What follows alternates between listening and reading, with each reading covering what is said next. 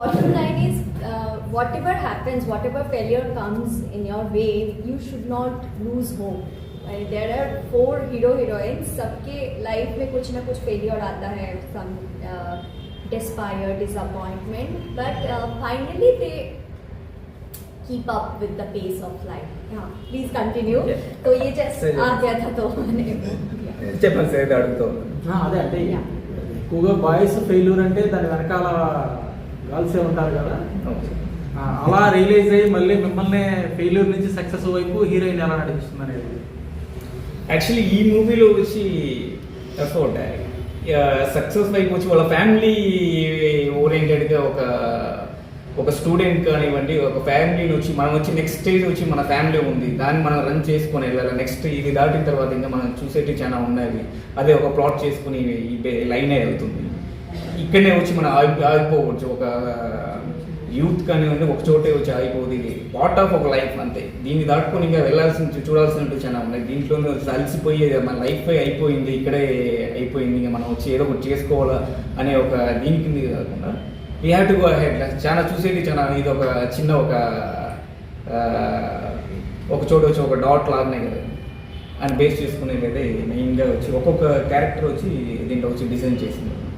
అలా ఇప్పుడున్న ట్రెండ్లో స్టూడెంటే కాకుండా ₹1,00,000 సాఫ్ట్వేర్ ఎంప్లాయీ కూడా సూసైడ్ అదే చెప్తున్నాను చేసుకుంటున్నారు. మనం వచ్చి అలసిపోకూడదు లైఫ్లో అనేది వచ్చి ఇదంతా ఒక హర్డిల్. ఇది 2 రోజులు 3 రోజులు వచ్చే పెయిన్, మహా అంటే ఒక 6 months. దాని తర్వాత నువ్వు ఒక 6 months స్టేబుల్గా నువ్వు ఉన్నావంటే ఆ తర్వాత నెక్స్ట్ ఏంటి అని మనకి ఒక ఆలోచన వస్తుంది. అంతే కదా, మనం వెనక్కి తిరిగి చూసుకుంటే ఇదంతా వచ్చి ఒక చిన్న విషయంలానే కనిపిస్తుంది. ఈ మనం ఆ నిమిషంలో వచ్చి ఏదో ఒక పెద్ద ప్రపంచమే వచ్చి అంతా వచ్చి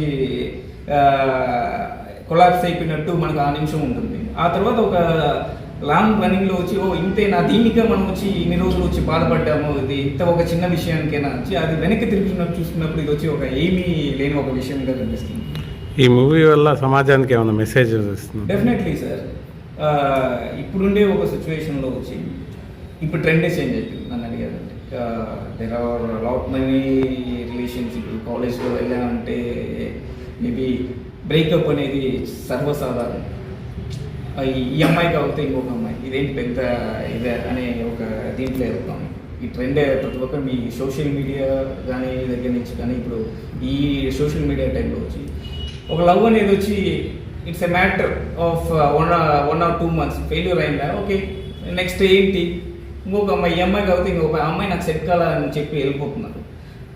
అలాంటి ఒక దీంట్లో వచ్చి ప్రతి ఒక్క దీంట్లో వచ్చి ఇది వచ్చి అంత సీరియస్గా తీసుకోవాల్సిన ఒక విషయం కాదు. ఏదైనా లవ్ అనే కాదు, ఏ దాంట్లో అయినా నువ్వు ఫెయిల్యూర్ అయినా కూడా దాన్ని వచ్చి సక్సెస్ఫుల్గా వచ్చి మళ్ళీ వచ్చి 2-4 attempts చేస్తూనే వచ్చి దాంట్లో ఏంటి కష్టాలు నష్టాలు దాన్ని వచ్చి మళ్ళీ అడ్వాంటేజ్గా ఎలా మనం వచ్చి సక్సెస్ఫుల్గా ఫినిష్ చేయాలనేది ఈ ఒక జానర్ ఒక పార్ట్ మెయిన్గా వచ్చి డెఫినెట్లీ అందరికీ వచ్చి ఒక పాజిటివ్ దీంట్లో వచ్చి ఈ మూవీ చూసిన తర్వాత ఒక వైబ్ అనేది ఉంటుంది.